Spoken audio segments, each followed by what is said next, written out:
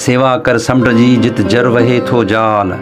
सेवा कर समुंड जी जित जर वहे थो जाल, सैं वहन सीर में माणक मोती लाल, मासो जुड़ई माल त पुजारा पुर थिए।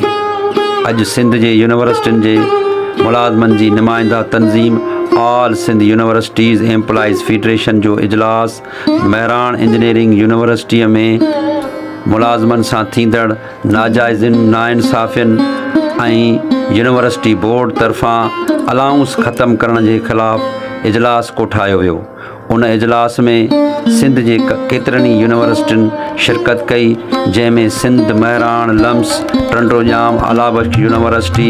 ऐं उन खां सवाइ कराची जे यूनिवर्सिटियुनि ऐं नवाबशाह जे यूनिवर्सिटियुनि, खेरपुर जे यूनिवर्सिटियुनि, लाड़काने जे यूनिवर्सिटियुनि ऐं शेख अयाज़ शिकारपुर जे यूनिवर्सिटियुनि जे उहिदेदारनि शिरकत कई। उन्हनि सभिनी गॾिजी इहो फ़ैसिलो कयो त हिक पासे सिंध जे यूनिवर्सिटियुनि जा वाइस चांसलर असां सां नाजाइज़ियूं करे रहिया आहिनि, जाइज़ हक़ न ॾेई रहिया आहिनि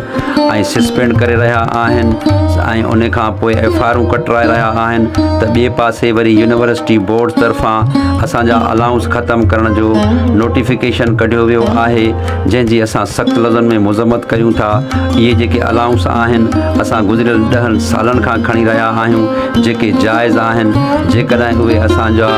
कटिया विया त उन जे ख़िलाफ़ु असां Karachi press club, Hyderabad press club ऐं सिंध जे सभिनी यूनिवर्सिटियुनि में मरहलेवार तहरीकूं हलाईंदासीं ऐं असां आख़िर में यूनिवर्सिटियूं बंदि बि कंदासीं, पर असां इहे अलाउंस हरगिज़ असां ख़तमु थियणु न ॾींदासीं। महिरबानी।